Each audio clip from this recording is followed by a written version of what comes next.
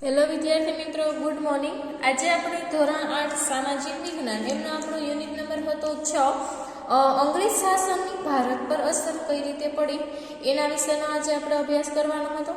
તો કે અંગ્રેજ શાસન સમયે ખેડૂતો અને ખેતી એની સ્થિતિ કેવી હતી, પછી શું કીધું તો કે બરબાદ થયેલો ખેડૂત વર્ગ, પછી કોન્વર્સિયન અને સમાજ જીવનને શું હતું તો કે લાગ્યું ગ્રહણ। એના પછીનો આપણે વિદ્યાર્થી મિત્રો જે નેક્સ્ટ પોઈન્ટ છે એ આવશે ભારતીય વેપાર અને ઉદ્યોગોનો વિનાશ છે। એના વિશે આપણે આજે ચર્ચા કરશું। ભારતીય વેપાર અને ઉદ્યોગોનો વિનાશ।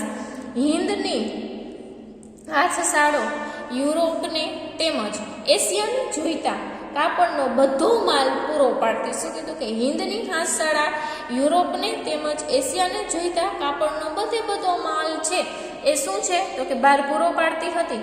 પશ્ચિમના વેપારીઓ અહીં માલ ખરીદવા આવતા હતા। શું કીધું કે પશ્ચિમ દેશના લોકો છે અહીંયા શું કરવા તો કે માલને ખરીદી કરવા માટે આવતા। હિન્દમાં બનતું શણ, ઊન, રેશમ અને સુરતના કાપડની વિદેશમાં ખૂબ માંગ રહેતી હતી। શું કીધું છે કે આપણે ત્યાં બનતું શણ, ઊન, રેશમ અને સુતરાઉ કાપડની વિદેશની અંદર બહુ મોટી માંગ રહેતી હતી।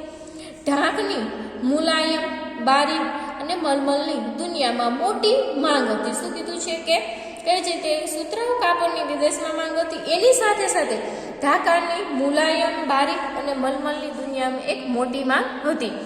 કાપડ ઉપરાંત સુરોખાર, મીઠું, સાકર વગેરે માલની નિકાસ થતી હતી। શું કીધું કે કાપડ સિવાય બીજી કોઈ એવી વસ્તુ છે કે જેની માંગ થતી હતી, તો કઈ હશે તો કે સુરોખાર, મીઠું, સાકર વગેરેની નિકાસ થતી। એટલે કે એક જગ્યાએથી બીજી આપણે બહારથી મંગાવીએ તો એને શું કહે તો કે આપણા દેશની અંદર મંગાવીએ વસ્તુ તો એને આયાત કરેલી, આપણા દેશમાં જે પણ કઈ વસ્તુનું ઉત્પાદન થતું એને બહાર મોકલીએ તો શું કરું તો કે નિકાસ થતી। અને તેના બદલામાં ભારતમાં અઢળક સોના ચાંદીની શું છે તો કે આયાત થતી। આપણે ત્યાં જે વસ્તુનું સૌથી વધુ ઉત્પાદન થતું હોય એની આપણે શું છે નિકાસ કરીએ, એની સામે આપણે શું છે તો કે એના બદલામાં ભારતની અંદર અઢળક સોના ચાંદીની આપણે શું છે તો કે અઢળક એની આયાત થતી હતી। અંગ્રેજ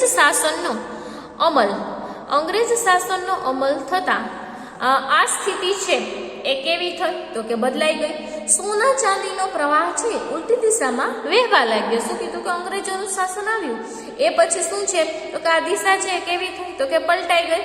ઔદ્યોગિક ક્રાંતિની શરૂઆત અંગ્રેજ એકલા બંગાળમાંથી જ આજના હિસાબે ગણીએ તો 500 કરોડ રૂપિયા માત્ર 2 દાયકાના શાસનમાં જ ઉપડી ગયા હતા। કેના આવશે તો કે ઔદ્યોગિક ક્રાંતિની જો શરૂઆતની અંદર અંગ્રેજોના એકલા બંગાળમાંથી જો એક જ હિસાબ કરીએ તો શું કીધું છે કે માત્ર કે આવશે તો કે 500 કરોડ રૂપિયા માત્ર કેટલા તો કે 2 દાયકાના શાસનની અંદરથી શું છે તો કે ઉપાડી ગયા હતા। વિચાર કરો કે આખા દેશમાંથી કેટલી સંપત્તિ અંગ્રેજોએ એકત્રિત કરી હશે। શું કીધું છે કે 2 દાયકામાં જો 500 કરોડ રૂપિયા ઉપાડી ગયા હોય તો આખા દેશમાંથી કેટલી સંપત્તિ લઈ ગયા હશે। ભારતમાં ઉત્પન્ન થતો કાચો માલ અને ભારતમાંથી એકત્ર કરેલ રૂપિયાની મદદથી અંગ્રેજો ઇંગ્લેન્ડમાં ઉદ્યોગ ધંધાઓ વિકસાવવા લાગ્યા, તેમના કારખાનાઓ ધમધમવા લાગ્યા। ઇંગ્લેન્ડમાં બનતો માલ ભારતમાં જકાત વગર આવતો। હવે શું કીધું કે ભારતમાં ઉત્પન્ન થતો કાચો માલ છે એ ભારતમાંથી જ એકત્ર કરેલ રૂપિયાની મદદથી અંગ્રેજો છે એ શું કરે તો કે ઇંગ્લેન્ડમાં ઉદ્યોગોના ધંધાઓ પોતાના ધંધાઓ છે ભારતના માલ દ્વારા શું છે તો કે ઇંગ્લેન્ડમાં પોતાના ધંધાઓનો શું છે તો કે વિકાસ થવા લાગ્યો। તેમના કારખાનાઓ છે શું થયા તો કે ધમધમવા લાગ્યા। ઇંગ્લેન્ડમાં બનતો માલ ભારતમાં જકાત વગર આવતો, એટલે કે કોઈ પણ ટેક્સ વિના ન આવતો। જ્યારે હિન્દના કાપડ ઉપર 80% સુધીની શું છે તો કે 80% સુધીની એમની જકાત નાખી। એટલી જો જકાત નાખે તો આપણો માલ છે છેવટે શું છે તો કે આપણે જે ઉત્પાદન કરેલું છે આપણે જ મોંઘું પડે। પરિણામે ભારતમાં ઉત્પન્ન થતો માલ ભારતમાં શું છે તો કે મોંઘો પડવા લાગ્યો। આ હરીફાઈમાં ભારતીય હસ્ત ઉદ્યોગ અને ઉદ્યોગ ધંધાઓ છે શું છે તો કે ચાલી શક્યા નહીં। આ અંગ્રેજી નીતિના કારણે કાપડ બનાવવાના, ધાતુઓના, કાચના, કાગળના, વહાણો બાંધવાના વગેરે આપણા અનેક હુનર ઉદ્યોગો છે એ શું થયા તો કે નાશ પામ્યા। લાખો કારીગરો છે એ શું થયા તો કે બેકાર બન્યા। ધીમે ધીમે ભારતના ગ્રામ્ય કારીગરોની ગરીબાઈ છે દિન પ્રતિદિન છે શું થયું તો કે ભારતનો ખેડૂત છે દિન પ્રતિદિન છે એ કેવો થતો ગયો તો કે બેકાર થવા લાગ્યો. અને આ છે શું છે તો કે ભારતના ગૃહ ઉદ્યોગોની દુર્દશા, ત્યાંના મશીનો છે કે ત્યાંના લોકો છે એની દુર્દશા કેવી હતી. એટલે શું થયું તો કે જકાત ન નાખવાની, આપણો જ માલ છે એ શું કરે તો કે આપણે 80% જકાત નાખી તો આપણો જ માલ છે એ છેવટે શું છે તો કે આપણે જે વસ્તુનું ઉત્પાદન કરેલું છે એ જ આપણે મોંઘી બને. છેવટે આપણા ઉદ્યોગો છે શું છે તો કે પડી ભાંગવા લાગ્યા અને ખેતીનો ભાગ છે એ પણ પડી ભાંગી. એના કારણે શું છે તો કે ભારતનો ખેડૂત છે દિન પ્રતિદિન કેવો છે તો કે ગરીબ બનવા લાગ્યો અને ભારતના ગ્રામ્ય કારીગરો છે એની ગરીબાઈ છે વધવા લાગી. હવેનો વિદ્યાર્થી મિત્રો આપણો નેક્સ્ટ પોઈન્ટ છે સુધારાઓ તરફ શંકા. વિલિયમ બેન્ટિન જ્યારે ભારતમાં ગવર્નર જનરલ બનીને આવ્યો ત્યારે ઇંગ્લેન્ડમાં ઉદાર વિચારસરણીનો ધીમે ધીમે ફેલાવો થતો ગયો. શું કીધું કે વિલિયમ બેન્ટિન છે એ જ્યારે ભારતમાં શું થઈને તો કે ગવર્નર જનરલ બનીને આવ્યો ત્યારે ઇંગ્લેન્ડમાં શું કીધું તો કે ઉદાર વિચારસરણીનો ધીમે ધીમે શું થયો તો કે ફેલાવો થયો. આ ફેરફારની થોડી અસર હિન્દ સુધી પહોંચી ગઈ. હવે શું કીધું કે આ ફેરફારો છે એ ક્યાં તો કે થોડા ઘણા હિન્દુઓ સુધી પહોંચી ગયા. અંગ્રેજ શાસકો પ્રજાના જીવનમાં રસ લેવા લાગ્યા. અંગ્રેજના જે શાસનકાંડો છે એ શું કીધું તો કે પ્રજાના જીવન ધોરણની અંદર રસ લેતા થયા. થોડા ઘણા લાભકારક સુધારા કરી વિલિયમ બેન્ટિન પ્રમાણમાં વધારે શું છે તો કે માન પામ્યું. બેન્ટિંગે કંપનીના વહીવટમાં ભારતીયોને સ્થાન આપ્યું. શું કીધું છે એ બેન્ટિંગે કંપનીના વહીવટની અંદર શું કરેલું તો કે ભારતીયોને એમની અંદર પોતાનું સ્થાન આપ્યું. અદાલતમાં ન્યાય માંગવા આવનારની માતૃભાષાનો ઉપયોગ કરવાની રજા આપવામાં આવી. શું કીધું કે અદાલતમાં જે પ્રજા છે કે નાગરિક છે ન્યાય માટે આવે તો એ માતૃભાષાનો ઉપયોગ કરી આવવા માટેની શું છે તો કે એને રજા આપવામાં આવી. રાજા રામમોહન રાય અને બીજા સુધારકો સતી થવાના રાક્ષસી રિવાજ બંધ કરવા ઘણા બધા વખતથી પ્રયાસ કરી રહ્યા હતા. શું કીધું કે રાજા રામમોહન રાય છે એ ઘણા બધા સુધારા લઈ આવવા માંગતા હતા. સતી પ્રથાનો રિવાજ, બાળકીને દૂધ પીતી કરવાનો, વિધવા પુનઃલગ્ન, આવા ઘણા બાળ લગ્ન, આવા ઘણા બધા સુધારાઓ છે એ લઈ આવવા માંગતા હતા. તો એ સુધારાઓની અંદર સતી પ્રથા એટલે કે જેનો પતિ ગુજરી ગયો એની પાછળ સ્ત્રી પણ શું છે તો કે મરી જાય એટલે કે સતી થવાનો, આવા રાક્ષસી રિવાજ બંધ કરવાના વખતથી પ્રયાસ છે ચાલી રહ્યા હતા. બેન્ટિંગે આ સુધારાઓની વિનંતી સાંભળી શું કરેલું તો કે બેન્ટિંગે છે આ સુધારા માટેની વિનંતી છે એને શું કરી તો કે સાંભળી સતી થવાનો રિવાજ અટકાવતો એક કાયદો ક્યારે આવશે તો કે 1829માં તેમને અમલમાં મૂક્યો. બેન્ટિંગના સમયમાં અંગ્રેજ અમલદારોએ ભારતનો સુધારા વર્ગ ઈચ્છતો હતો તેના કુરિવાજો અટકાવવા પ્રયત્ન કરતા હતા. આ સુધારાઓને ભારતના રૂઢિચુસ્ત લોકો શંકાની નજર છે એ જોવા લાગ્યા. હવે શું કીધું છે કે ક્યારે આવશે તો કે રિવાજ અટકાવવા માટેનો તો કે સતી પ્રથાનો રિવાજ છે એ અટકાવવા 1829ની અંદર એ અમલમાં મુકાયો. બેન્ટિંગના સમયમાં અંગ્રેજ અમલદારોએ છે ભારતનો શું છે તો કે સુધારા વર્ગને ઈચ્છતો હતો તેવા કુરિવાજો અટકાવવાના પ્રયત્નો તેઓ શું છે તો કે કરતા હતા. આ સુધારાઓને ભારતના રૂઢિચુસ્ત લોકો છે એ શું કરતા તો કે શંકાની નજરે જોવા લાગ્યા.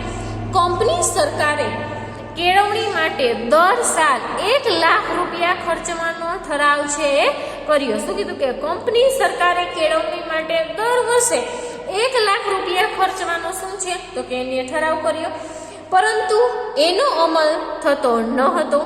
છેવટે બેન્ટિંગના સમયમાં શિક્ષણ સમિતિની રચના થઈ. ઈસવીસન 1834માં મેકોલો નામના એક અંગ્રેજ ધારાશાસ્ત્રીએ અંગ્રેજી કેળવણીનો વિચાર આપ્યો. શું કીધું છે કે 1834માં મેકોલો નામના એક અંગ્રેજ ધારાશાસ્ત્રીએ અંગ્રેજી કેળવણી માટેનો શું કરેલો તો કે વિચાર આપ્યો.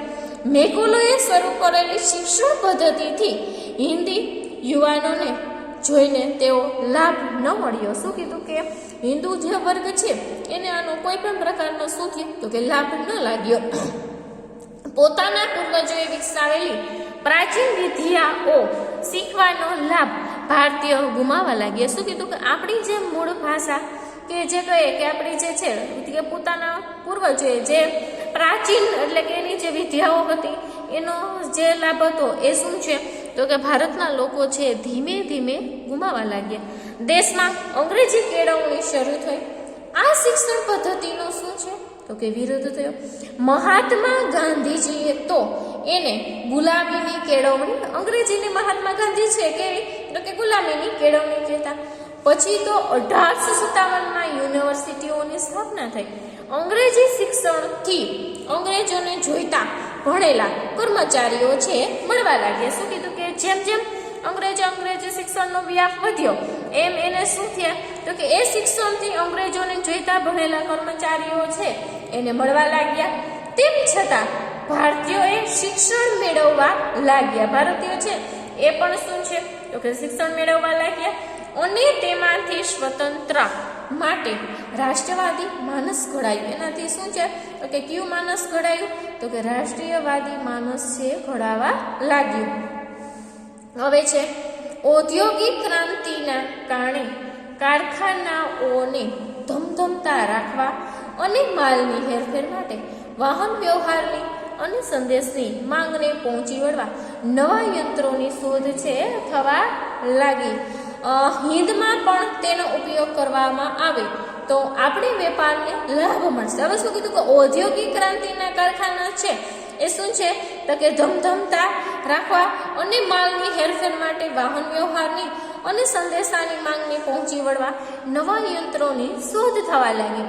હિંદમાં પણ તેનો ઉપયોગ છે એ કરવામાં આવે છે તો આપણે વેપારને લાભ મળશે તેમજ લશ્કરી અંકુશ પણ રાખી શકાશે. આ પ્રકારના હેતુથી ભારતમાં રેલવેની શરૂઆત કરવામાં આવી. શું કીધું કે આના કારણથી પછી શું કીધું કે આ પ્રકારના હેતુથી ભારતની અંદર રેલવેની અંદર શું છે તો કે શરૂઆત કરવામાં આવી. ભારતમાં સૌપ્રથમ ઈસવીસન 1853માં મુંબઈ અને થાણા વચ્ચે રેલવેની શરૂઆત થઈ. વિદ્યાર્થી મિત્રો MCQs ની અંદર પૂછાઈ શકે કે ભારતની અંદર સૌપ્રથમ રેલવેની શરૂઆત ક્યારે થઈ અને કઈ જગ્યાએ થઈ તો શું આવશે 1853માં મુંબઈ અને થાણા વચ્ચે રેલવેની શરૂઆત થઈ હતી. ભારત જેવા વિશાળ દેશના દરેક ભાગ પર ચાંપતી નજર રાખવા અને પરદેશી રાજ્યને સંદેશા આપવા માટે જરૂર જણાતા ઈસવીસન 1854થી ટપાલ અને તાર સંદેશાની આધુનિક પદ્ધતિ અપનાવવામાં આવી. શું છે તો કે 1854થી ટપાલ અને સંદેશા વ્યવહારની અંદર આધુનિક પદ્ધતિ છે એને અપનાવવામાં આવી. સાથે સાથે દેશમાં છાપખાના અને વર્તમાન પત્રોનો વ્યાપ વધવાનો શું છે તો કે શરૂ થયો. આમ બ્રિટિશ શાસનના સુધારાઓ અંગ્રેજના હિત માટે હતા. શું કીધું છે કે બ્રિટિશ શાસનના સુધારાઓ છે એ કેના છે તો કે અંગ્રેજોના હિત માટે હતા. જેમ તેમ છતાં રાષ્ટ્રવાદના ઉદ્દેશ માટે એ ભારતીયો માટે શું છે તો કે ભારતના લોકો માટે આશીર્વાદરૂપ બન્યા. અંગ્રેજી કેળવણી પામેલો વર્ગ વિશ્વના પ્રવાહોથી શું થયેલો તો કે વિશ્વના પ્રવાહોથી એ માહિતગાર બન્યા. જેણે દેશમાં સમાજ સુધારણા અને રાષ્ટ્રીય જાગૃતિના કાર્યોમાં ખૂબ અગત્યની શું કરી તો કે ખૂબ અગત્યની પોતાની ભૂમિકા છે ભજવી. વર્તમાન પત્રો, તાર, ટપાલ, રેલવેથી ભારતના લોકો છે એકબીજાની શું છે તો કે નજીક આવ્યા. એટલે શું થયું તો કે સમાજના સુધારણા અને રાષ્ટ્રીય જાગૃતિના ખૂબ અગત્યની ભૂમિકા એમણે ભજવી.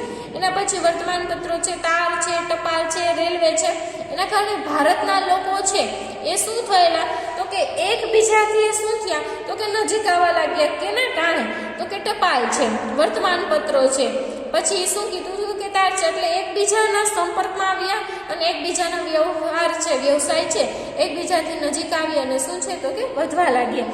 હવે વિદ્યાર્થી મિત્રો શું કીધું તો કે સુધારાઓ તરફ શંકાઓ હતી એના વિશેનો કે આપણે સંપૂર્ણ ચર્ચા કરેલી છે. એટલે કે આ યુનિટની આપણે શું છે તો કે સંપૂર્ણ ચર્ચા થઈ ગયેલી છે. નેક્સ્ટ યુનિટ છે એ આપણે નેક્સ્ટ લેક્ચરની અંદર એની ચર્ચા કરશું.